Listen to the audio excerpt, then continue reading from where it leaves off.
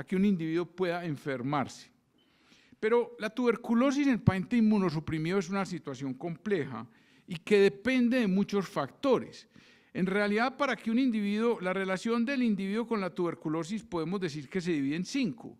Un individuo entonces que no se expone, ¿sí? Entonces tiene un individuo, por ejemplo, trasplantado, es negativo, no tiene bacilos tuberculosos, recibe un órgano de un individuo que no tiene tuberculosis y seguramente vive pues más o menos en la luna, en donde no hay posibilidad de adquirir tuberculosis, entonces este individuo pues no desarrolla tuberculosis. Esa es una situación pues completamente utópica. O un individuo que tiene tuberculosis en su organismo, recibe un trasplante de un individuo que es negativo. En el transcurso del tiempo, entonces, podría ocurrir que esta tuberculosis o este bacilo que tenga pueda proliferar, pueda perder su grado de contención y pueda entonces desarrollar la enfermedad. O un individuo que es negativo, recibe un órgano de un individuo que tiene bacilos tuberculosos, al cabo del tiempo puede proliferar y puede causar tuberculosis. O está el individuo que es negativo, recibe el órgano negativo, pero vive en una sociedad en donde, digamos, hay contagio, circula el bacilo, lo puede adquirir y puede desarrollar tuberculosis, y o tenía tuberculosis de entrada, fue trasplantado con tuberculosis, se pensó que lo que tenía en el momento era que estaba muy deteriorado de su situación que hay veces pasa en un paciente que va a ser llevado a un trasplante hepático, es la más usual, el individuo está muy deteriorado, muy malo, no tiene respuesta inflamatoria, y como opción desesperada se decide trasplantarlo y resulta que en medio de esa situación tenía una tuberculosis y su cuadro se hace aparente de una manera muy inmediata en el postquirúrgico y entonces entran las dudas, ¿por qué no está prendiendo este injerto? ¿Qué pasa? Este niño tiene una infección bacteriana, no hay qué, y de pronto en medio de todo surge este diagnóstico. Frente a estas condiciones, entonces, viene esta definición, el estado neto de inmunosupresión. Entonces eso es muy importante, porque no es un factor. No es que a mí me digan, vea doctor, es que a mí me pone etanercept, a mí me pone infliximab, yo estoy recibiendo tacrolimus. Sí, a ver, pero dígame más cosas. No, es que doctor, vea, es que yo tengo 65 años, a mí ya me han hecho 2 trasplantes renales, yo estoy recibiendo tacrolimus y fuera de eso soy diabético. Eso es ¿cierto? Entonces hay una cosa que es el estado neto de inmunosupresión, que es un montón de factores, ¿sí? Es el tipo de terapia inmunosupresiva, las terapias propias, la inmunidad preexistente, la integridad de barreras mucocutáneas, la presencia de neutropenia, linfopenia, deficiencias inmunes como uremia, malnutrición, diabetes, alcoholismo, ¿sí? Entonces a mí me dice, no, yo ya no tomo trago, pero tomo trago. Sí, doctor, yo tomé 20 años trago, pues ya no tomo. Y entonces si un niño chiquito le sacan un ojo, a los 80 tiene ojo o no tiene ojo. Eso son cosas que duran toda la vida, eso no se calma porque usted dejó, no. Entonces estas cosas acompañan a un individuo y la sumatoria de todas esas es lo que constituye el estado neto de inmunosupresión. De manera que nosotros no tenemos una medida puntual para definir exactamente el estado de inmunosupresión de un individuo. Nosotros podemos saber algunas cosas, podemos saber su nivel de células CD4, podemos saber que recibe tantos miligramos de ciclosporina, tantos de tacrolimus, tantos de esteroides, y etcétera, y usamos cosas un poco anecdóticas para decir las cosas. Entonces, por ejemplo, nosotros tenemos un paciente que lo trasplantaron de médula ósea y que lleva más de 100 días, y la pregunta es si después de los 100 días ese individuo necesita recibir posaconazol o no. Hombre, pues, a ver, dígame cómo está el tipo. A ver, ¿cómo está? Está bien. Bueno, ¿cuántos miligramos de prednisona recibe? ¿20 o más de 20 o menos de 20? Y esa es la medida, pues, digamos, usual. Más de 20, entonces sí. Pero eso es un poco artificial, porque depende mucho de otros factores en adición a ese solamente. Y entonces, ¿qué tan frecuente finalmente es la tuberculosis en el contexto de un trasplante? Este es un estudio realizado en Canadá. que es un país que se considera de baja circulación del bacilo tuberculoso, en donde analizaron en un periodo de tiempo del año 2000 al 2015 una serie de trasplantes de órgano sólido y vieron entonces de estos trasplantes qué porcentaje finalmente podrían desarrollar tuberculosis. Y ustedes ven que los reyes es el trasplante de pulmón, después el trasplante de hígado, y después el trasplante de corazón y en menor proporción el trasplante de riñón. Entonces, un porcentaje sustancial de estos individuos termina con una tuberculosis en algún momento, aún en un país de baja circulación del bacilo tuberculoso. Entonces, la tuberculosis y la inmunosupresión son un problema doble.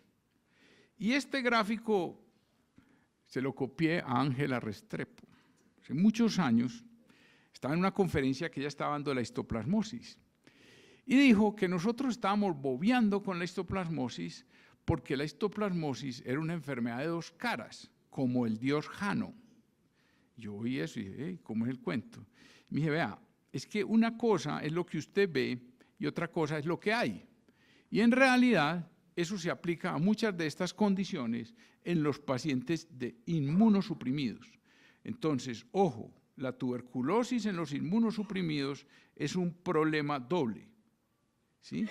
Y allí es muy importante tener una noción de cómo funciona en términos globales y con algunas, digamos, diferencias y cuestiones, el tratamiento de la tuberculosis. En términos generales, el tratamiento de la tuberculosis va por un periodo de tiempo, en este caso, digamos, un esquema que menciona 6 meses, y vemos entonces cómo durante ese esquema de 6 meses hay 2 etapas fundamentales. Aquí tenemos la primera etapa que va hasta los primeros 2 meses y es la primera etapa, los vemos a los pacientes, la primera fase. ¿Por qué la primera fase y la segunda fase? Hombre, porque la primera fase es el periodo en el cual el régimen que usted escoja o la combinación que escoja o lo que fuera, va a lograr la mayor disminución de la población bacteriana y luego en la segunda fase el efecto es más lento, va a tratar de disminuirlo, pero a un ritmo, mire que esta caída es muy rápida y mire que esta caída es más lenta, va a disminuir los bacilos. Pero entonces se divide el tratamiento de la tuberculosis en 2 etapas. Una primera etapa en donde un individuo tiene gran cantidad de bacterias y una segunda etapa donde el número de bacterias es menor. ¿Qué importancia tiene eso? Hombre, eso tiene una importancia muy grande porque la tuberculosis como tal también es una enfermedad inmunosupresora. Que a uno le dé tuberculosis es como que le aumenten la dosis de tacrolimus. Eso es lo mismo, o que le den, en vez de 20 miligramos de prednisona, que le den 50 por 2 meses. Entonces, la tuberculosis tiene un efecto inmunosupresión y va a depender de la cantidad de bacilos y esto se convierte en la trampa usual. Afortunadamente, nosotros en la tuberculosis tenemos muchos estudios, pero pues es decir, todos los días aparece uno nuevo y la relación de la tuberculosis y los esteroides es más o menos conocida y yo creo que se resume muy fácil. Los esteroides, en un individuo con tuberculosis, los esteroides no hacen que y bajo tratamiento, los esteroides no aumentan la mortalidad. Es más discutible si la puedan mejorar o no, y esa es la gran pelea. Si usted recibe esteroides por una tuberculosis meníngea, una pericárdica, una muy severa pulmonar, etc. Pero en lo que no hay discusión es que si un individuo recibe un tratamiento apropiado para la tuberculosis, es decir, es sensible a esos medicamentos, lo recibe, etcétera, etcétera, y usted le da esteroide o al otro no le da, eso no conlleva a mayor mortalidad. Entonces ese punto es un punto que es fundamental a recordar y que en otras enfermedades no es así. Si usted a un paciente con histoplasmosis le da esteroides, el 80% muere. Así usted le da anfoterina B. Entonces es una cosa distinta, ¿sí? Entonces ese punto es fundamental. Ay, se me fue aquí la onda. Entonces vemos que en esos primeros 2 meses de la tuberculosis y frente a la mecánica de los bacilos tuberculosos, existe entonces un factor curioso solo dependiente de la tuberculosis. A medida que por efecto del tratamiento disminuye la población de bacterias, ocurre un fenómeno de reconstitución inmune. Es decir, usted es como si a un paciente todos los días usted le está rebajando la dosis de prednisona con una enfermedad autoinmune. Entonces usted la va rebajando, rebajando, rebajando. Llegará el momento en el cual esa enfermedad autoinmune se va a activar, un tipo con una artritis reumatoidea o con un lupus o usted tiene un trasplantado que va muy bien y usted todos los días le empieza a bajar la dosis de ciclosporina, de tacrolimus, de micofenolato. ¿Qué pasa al cabo de un tiempo? Pues hombre, va a ser un rechazo, sería muy raro que no lo hiciera. Entonces ese juego entre la disminución de los bacilos y la reconstitución inmune lleva a que en un momento ese individuo pueda presentar entonces un fenómeno de enfermedad por un desequilibrio inmune, y esta es la trampa usual, porque me dicen a mí el médico o el paciente mismo, yo le digo, hombre, vea, usted tiene una tuberculosis abdominal, hombre, porque es que usted venía recibiendo infliximab para esa enfermedad de Crohn o tal cosa, y entonces, pues bueno, hay que tomar este tratamiento. Ah, doctor, usted entonces dice que el infliximab fue el que me dio la tuberculosis. Le digo, pues favoreció que usted se enfermara, hombre. Entonces yo no me voy a poner eso. Entonces digo, tenga cuidado, eso no es así. Mire, la recomendación que le va a dar a su médico es le puede parecer a usted muy rara, pero la voy a explicar a usted para que usted sepa lo que le va a decir al médico. Le va a decir al médico que no le quite el infliximab. ¿Cómo así, doctor? Le digo, sí, es que si usted le quitan el infliximab, cuando usted esté por aquí y el número, usted ahora no va a hacer nada, porque usted está sumado el infliximab con esta carga bacteriana, eso no le va a dar ninguna cosa del Crohn, ni le va a dar la artritis reumatoidea, usted va a estar tranquilo. Pero cuando usted esté por aquí, si usted le quitaron eso, esta vaina va a surgir y esa enfermedad se va a disparar. O lo mismo del trasplantado, usted va a hacer un rechazo, va a pasar eso. Entonces, ojo pues. Entonces, en medio de este cuento, viene esa situación de qué es tuberculosis latente. Esto es un cuento pues como muy difícil de entender, muy enredado. Decimos que tuberculosis latente es que tiene bacilos vivos en su organismo, pero la persona no está enferma, es decir, tiene algún grado de contención. No hay una manera de saber esto con seguridad. Pues nosotros usamos pruebas como pues la PPD, el IGRA, como ciertos marcadores de que eso está así, pero en realidad la seguridad completa no es posible y es menos posible saber si ese paciente que eventualmente tiene eso, en qué momento o quiénes en realidad ese equilibrio se va a perder o se va a descuadrar. La sensibilidad de estas pruebas no es muy alta, es alrededor del 70%, la diferencia entre el IGRA y la PPD no es tanto sensibilidad, sino especificidad, porque permite ver si en realidad, cosa que para nosotros es muy complicada, y yo pues tengo cierta discusión ahí, porque yo no soy muy amigo del IGRA, el IGRA es botar la plata, hombre, ¿para qué van a pedir eso? Porque resulta que la población de micobacterias atípicas en los trópicos es supremamente elevada, diferencia a lo que ocurre en otros países, en Estados Unidos, en Europa, en los otros extremos. Entonces, el tomar la muestra de por allá y decir, miren este estudio, y no, muéstrenme el estudio hecho aquí en Colombia, hermano, en el trópico, en la India, ¿cómo es la cosa? Y eso no existe. Y por otro lado, pues entonces tenemos otras pruebas muy complicadas, estas tenemos pruebas que nos permiten ver la respuesta del huésped frente al presunto organismo y nos permiten identificar material genético de esto en cantidades variables. Y tenemos problemas con pruebas que son very low y vamos a tener más problemas cuando se implante las pruebas ahora más de mayor capacidad de identificar esto.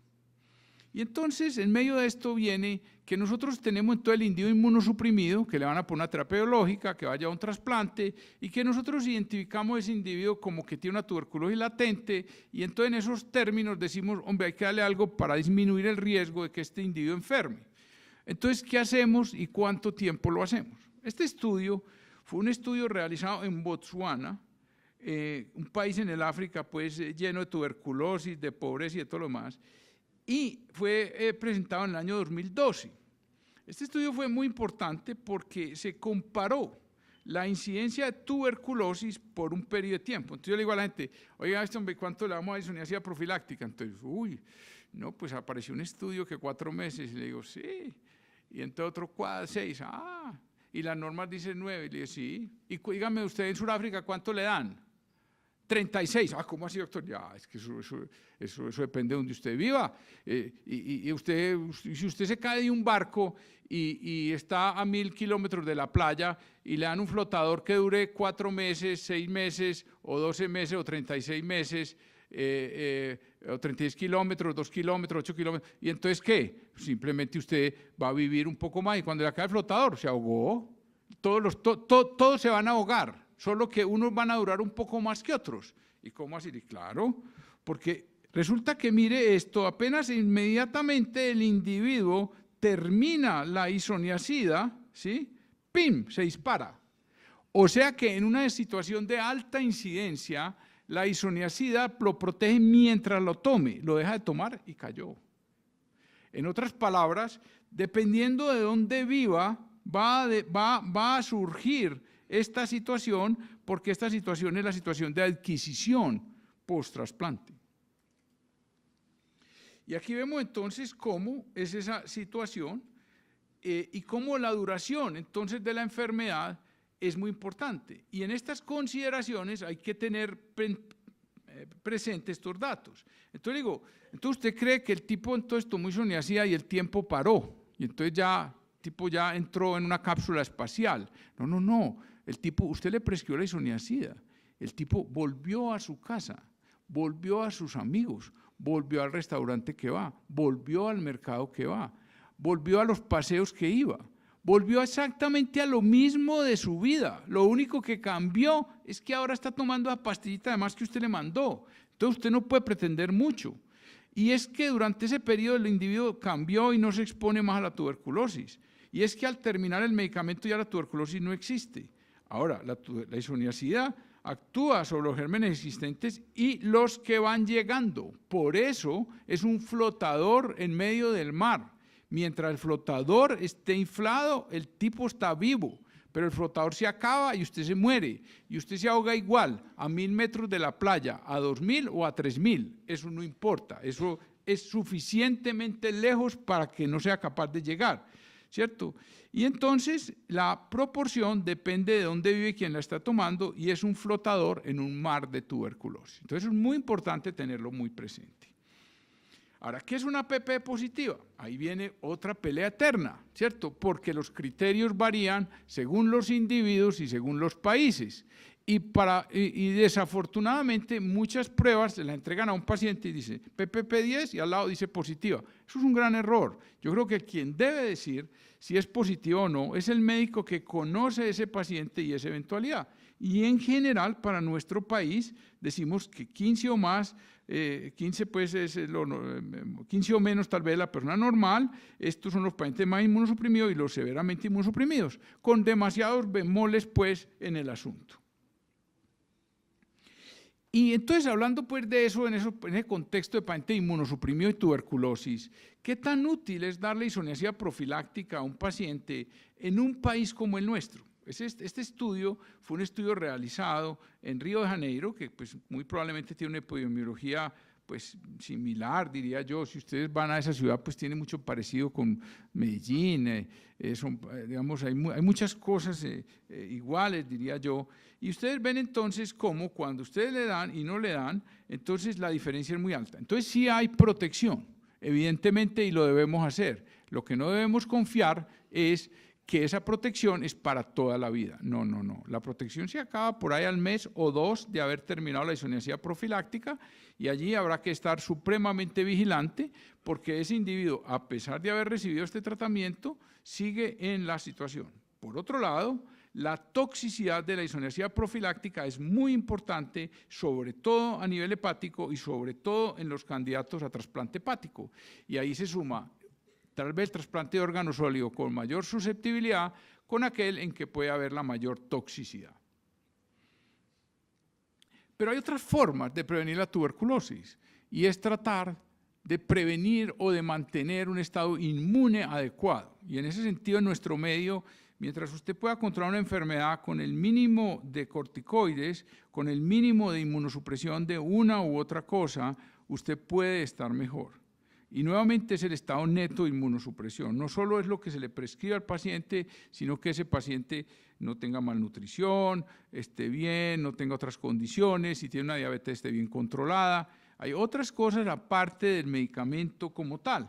Y aquí vemos cuál es el efecto de la terapia HAAR. Esto es del 2002. Y se observa entonces que si usted, en esa época, si usted no le da terapia y le da terapia, su incidencia de tuberculosis cambia dramáticamente. Entonces la terapia HAAR es un factor protector fundamental frente a la tuberculosis. Entonces nosotros decimos, eso lo decía la quimioprofilaxis, es un flotador frente a un barco que probablemente se va a hundir y que está muy lejano de la costa. Es muy, muy discutible cuánto tiempo se deba dar. A mí me da temor que se opte por esquemas a corto plazo en un país altamente endémico. Me parece que eso es peligroso. Yo prefiero un esquema largo por un medicamento ojalá menos tóxico que puede darle a un paciente una ventaja. La mayoría de los trasplantes de órgano sólido el primer año reciben una mayor inmunosupresión. Muchos de ellos al cabo de un año hay más, digamos, adaptación, se puede disminuir la inmunosupresión y de esa manera coincide el retirar la isoniazida en cierto sentido con una menor inmunosupresión y allí puede estar el individuo muy próximo a estar cerca de la orilla y así a tener una mejor evolución. Pero en medio de eso hay otra cosa interesante y se presentan grandes dificultades, es con un paciente, por ejemplo, con un compromiso pulmonar extenso, paciente típico, una artritis reumatoidea con un compromiso pulmonar bien berraco, que le van a poner terapia biológica y lo mandan para que lo evaluemos. Entonces, bueno, a ver señora, ¿cómo le dio la PPD? Ah, doctor, 15. ¿Y usted cómo está? Ah, doctor, esa artritis me tiene fregado, todos los días estoy enferma, me duele, yo no sé qué, no sé qué, no sé qué. Vengo para que usted diga que me ponga la terapia biológica, porque es que yo así no puedo vivir. Bueno, a ver señora, muéstreme los exámenes. Y los exámenes piden una hemoglobina de 11, unas plaquetas elevadas, y uno dice, bueno, ¿esto qué será? ¿Será la artritis reumatoide de esta señora? ¿Era algo más? A ver las pruebas de esputo, doctora, aquí están las pruebas de esputo negativas.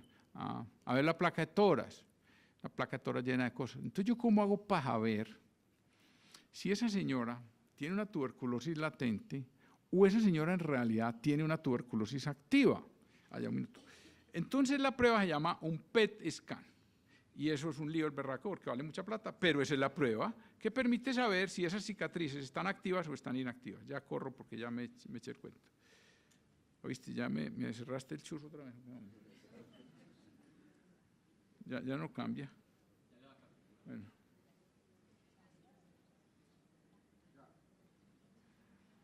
Bueno, y hay muchas dudas no resueltas sobre esta situación. Básicamente, cuánto tiempo y cómo saber si fue eficaz. Y por otro lado, pues hay problemas con el gene expert very low. Este fue un artículo que nosotros escribimos en el 2015, con un paciente que iba en una moto, se estrelló, se golpeó la cabeza, un trauma craneoencefálico horrible, lo hospitalizaron, hizo una neumonía, le metieron un broncoscopio y en medio de la broncoscopia sale PCR TBC positivo very low. Y entonces que tiene tuberculosis. Le digo, pero perdóname, hombre. El tipo iba en una moto, se estrelló con una tractomula, tiene una neumonía que le tenía que dar. ¿Qué es un tuberculosis, hombre? Quítele eso. No. Quítele eso no es eso. Entonces empezamos a recolectar casos, ¿no? Y encontramos que de esos pacientes solo el 7% eventualmente tenían tuberculosis. Entonces tenemos un problema con la aplicación de estas pruebas en lugares altamente, digamos, donde existe esa cosa. Entonces aquí tenemos que nuevos amigos, nuevos dolores, que son el gene expert de alta sensibilidad, y tenemos otras interpretaciones de la tuberculosis. ¿Qué significa entonces un gene expert very low en una muestra que no es esputo, en una muestra en la broncoalveolar? Entonces, y no tiene enfermedad, ¿eso qué es? Bueno, y la pregunta estrella, ¿cuánto debe tratarse una tuberculosis latente? Igual en todos los países, en fin. Cuando un paciente recurre a la tuberculosis, ¿qué tuberculosis tiene? Entonces, siempre estamos dados a pensar que se reactivó la tuberculosis anterior, sobre todo en un paciente inmunosuprimido, y este estudio en China muestra que no es así, que un porcentaje muy alto, 42%, es reinfección, es otra cepa de tuberculosis. Y entonces allí tenemos un problema que es cada vez más frecuente. y en situaciones diferentes al HIV. De alguna manera, ya 2 minutos, de alguna manera nosotros estamos más acostumbrados al iris en la tuberculosis. De hecho, la semana anterior salió un artículo en el New England, que entre otras cosas, el New England hay que leerlo todos los miércoles en la noche porque el jueves en la mañana hay que ir al residente. ¿Qué pues? ¿Qué salió ahí? ¿Sí leyó pues del carcinoma de cervix? A ver, y el de la PPD, cuente a ver cómo es el cuento. Y entonces salió, y yo pues, no sé qué decir. Yo les decía, pues sí, pero no, porque es que hay un problema muy berraco y es el dios Jano.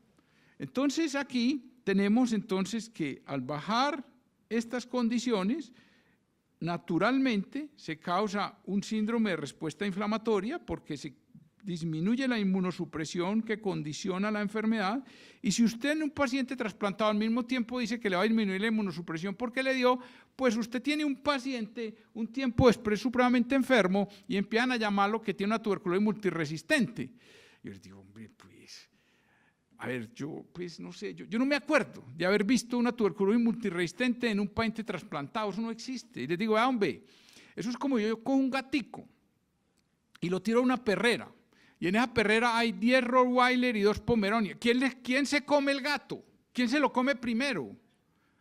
Hombre, sería muy raro, pues, que el perrito, pues, el toy no sé qué coma. No, eso llega el otro y se lo salva. La tuberculosis salvaje, la tuberculosis sensible, esa es la que aprovecha el primer lugar. Es muy raro el otro contexto, ¿sí? Y si acabo estos inmunosupresores, entonces tengo las 2 eventualidades, que son la reconstitución inmune, que uno es por gérmenes viables y otros no viables, y en medio de todo vienen las interacciones medicamentosas. Ese es el rey de la pelea. Y una pregunta que yo le hago mucho a los residentes, le digo, ¿viste, hombre, quién era Slobodan Milosevic? ¿Quién es señor? Averigüe qué murió el señor. El señor se murió, pues no era verdad, pues, porque esos cuentos que echan ahí las noticias. Pero. El señor se murió de que unos médicos le mandaban rifampicina para una forunculosis, el tipo tenía una hipertensión muy severa y se murió de una crisis hipertensiva. Entonces, es muy importante las interacciones de la rifampicina, y es básicamente imposible de recordar, pero uno ve muchas, pero la más frecuente es la hipertensión. Entonces, la hipertensión ocurre en el 20% de la población en ciertas edades, pues ya, y la tuberculosis es muy frecuente. Entonces, llego yo y me dice, doctor, vea, es que me está recibiendo amlodipino, losartán, metoprolol, y yo no le digo, hombre, bruto, hombre, vea. Ninguno de esas drogas le va a servir a este tipo. Eso tiene que coger por otro lado. ¿Cuál es el otro lado? Hombre, muy fácil, hombre, vea. Eso ya está descubierto. Son los diuréticos, es la clonidina y el minoxidil. Y lo otro, haga de cuenta que le dio la mitad. Entonces el tipo toma, pues, una cantidad enorme de antihipertensivos. No le sirve, eso no le va a servir, hombre. Eso es bobada. Bueno, y nosotros en los trasplantados entonces teníamos un problema, porque la tuberculosis es muy frecuente, pero yo veía a esos pacientes y entonces siempre el problema de la tuberculosis es que los pacientes, usted tiene tuberculosis, vaya pues para que lo traten allá la enfermera, no sé qué, en el puesto de salud, ¿sí? Hombre, eso es un gran error con los individuos inmunosuprimidos, eso no puede ser, esa mujer no sabe nada. Entonces llega allá y le dice, vea, ese médico está equivocado. A usted no le tocan 3, sino 2, y esto es así, usted tiene que tomar esto, y usted toma lunes y miércoles. No, eso no es así. Ojo al ojo, porque yo necesito tratar la tuberculosis, el trasplante, yo necesito irme con todo al mismo tiempo, yo necesito matar las 5 serpientes al mismo tiempo. Esa vieja no piensa sino en una, eso es un gran error, ¿sí? Entonces, nosotros encontramos en ese pequeño estudio, que pues ya fue publicado, pero eso fue hace rato, pues, y eso refleja una experiencia previa a esta, que nosotros encontramos que la curación de tuberculosis en ese escenario era el 90%, los que se morían muy poquito y los que perdían injerto muy poquito. Y cuando comparamos con la literatura, lo usual es los 3/30. La tuberculosis en los trasplantados se muere el 30%, rechazan el 30% y fallan el 30%, esos números malos, entonces esos números no sirven. Entonces, por eso nosotros cambiamos a quitar la rifampicina del tratamiento, a ponerle moxi en vez de rifampicina, y nuestros números son superiores. En medio de eso hay un problema muy grave, es el problema de la histoplasmosis. Acuérdense del dios Jano. La prevalencia de pruebas positivas, o sea, de PPD para histoplasmosis, histoplasmina, en América, en Colombia, es 30 a 40% de la población. Entonces tenemos un muerto ahí, una cosa brava, ¿cierto? y nosotros la diagnosticamos usualmente tardíamente, cuando lo recobramos en un cultivo o lo vemos en una biopsia. El diagnóstico equivocado de histoplasmosis es muy importante y generalmente es porque, no, que en mi concepto que tengo tanta experiencia en una tuberculosis, no, eso no sirve, eso no sirve. ¿Dónde está? Porque eso puede ser otra cosa, ¿sí? Y nosotros necesitamos mejores drogas para esto. Este estudio lo presentaron la semana pasada, es un estudio de Medellín, muy interesante, hecho en conjunto con la gente de Panamá, en donde cogieron todos los pacientes hospitalizados con HIV y fiebre en el hospital de Panamá. Me faltó una fotico ahí. Y encontraron que de esos pacientes, el 27% tenían positivo el antígeno histoplasma, el 20% el de micobacterio. Esto es un lipoaraminonavar, una pruebita sencilla en la orina. Y cuando compararon, encontraron que los que tenían histoplasma tenían tuberculosis al mismo tiempo el 25%, y los que tenían tuberculosis al mismo tiempo tenían histoplasma el 30%. Ese número es muy importante. En otras palabras, quiere decir que los pacientes que ustedes diagnostican tuberculosis, que digamos tenemos más herramientas y somos más precoces, ojo, por ahí 1 de cada 3, 1 de cada 4 tiene histoplasma y usted no lo sabe. Por eso el uso de corticoides en esos pacientes me molesta marcadamente. Y a nosotros nos han enseñado, y esto es lo último, los objetivos del tratamiento de la tuberculosis, eliminar el micobacterio en tuberculosis. Eso es mentira, no se puede.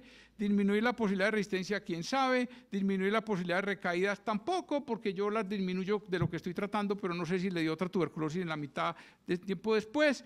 Y hoy es fundamental permitir el tratamiento adecuado de otras enfermedades, la compatibilidad de medicamentos y la preservación de trasplante. Y en esto el manejo puntual y exacto es fundamental. Y hay que decirle a la señora que le administra el medicamento que hay que conseguirla. Eso es como en golf, el caddy de golf. El mejor caddy de golf es sordomudo, que no hable y no opine, ¿cierto? Entonces, no, dele la pastilla, pues yo no necesito su opinión ni nada, no se meta, que eso enreda la vida, ¿cierto? Entonces, es fundamental la integridad del tratamiento, tratar el paciente completamente y no solo la tuberculosis. Muchas gracias, qué pena ahí que me le eché ahí un pedazo.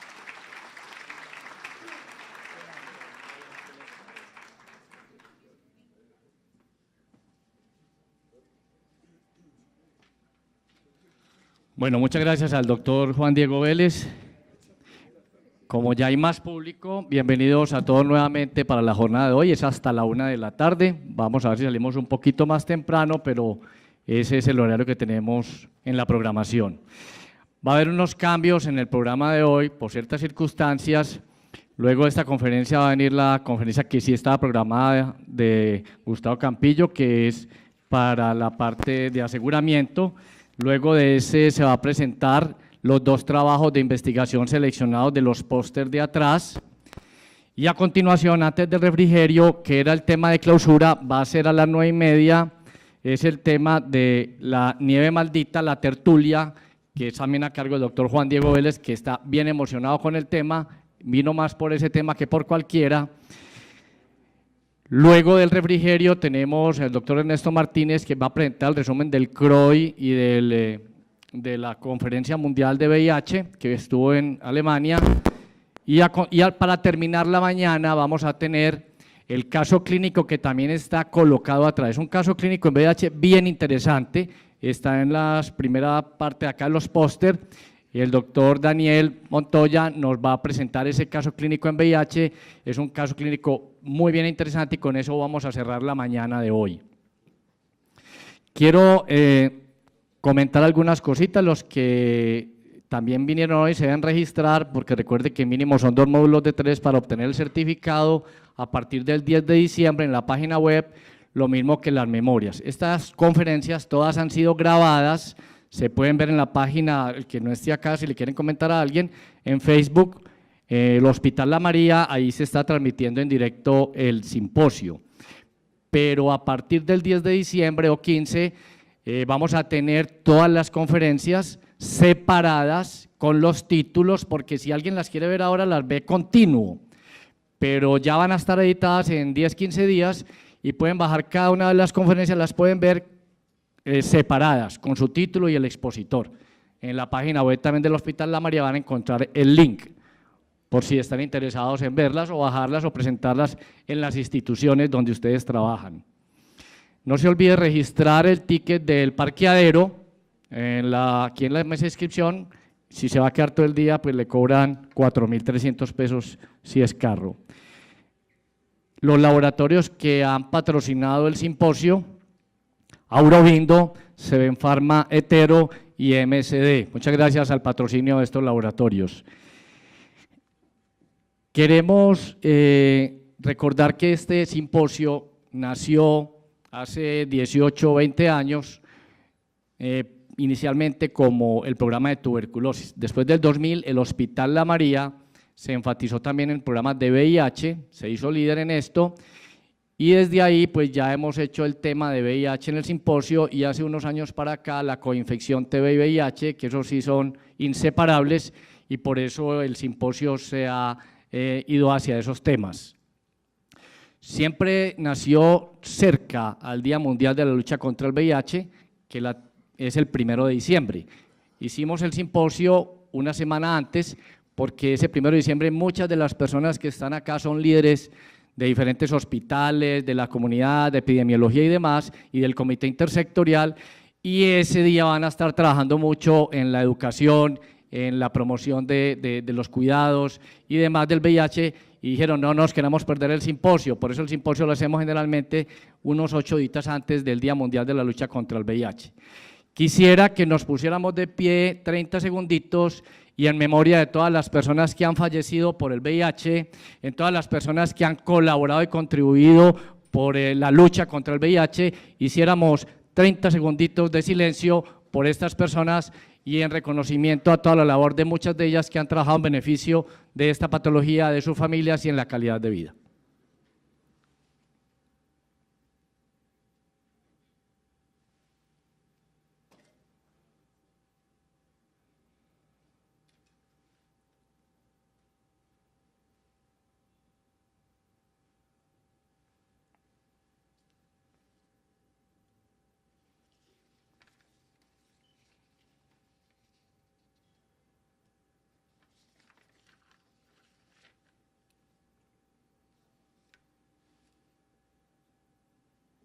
Muchas gracias. Hay un tema que continúa y es el tema, este tema nació porque se hizo una presentación. El comité intersectorial es un comité multidisciplinario donde participa personal administrativo de la Secretaría, del departamento, diferentes ONG, participa comunidad de líderes comunitarios, líderes que son representativos de los programas de VIH, también participa personal médico, las EPS, es abierto, hay diferentes ONG, está la personería, no sé si se me escapa alguien más, en fin, es abierto, se reúne generalmente el último lunes de cada mes en el edificio de la alcaldía, piso 16, o aquí la presidenta no está acá, y si no, pues por medio de cualquiera de nosotros de la fundación. Raza, levanten los que son del comité intersectorial, levanten la mano por favor que están aquí presentes. Alguno de ellos se puede arrimar y le colabora. Entonces, si están interesados en pertenecer, este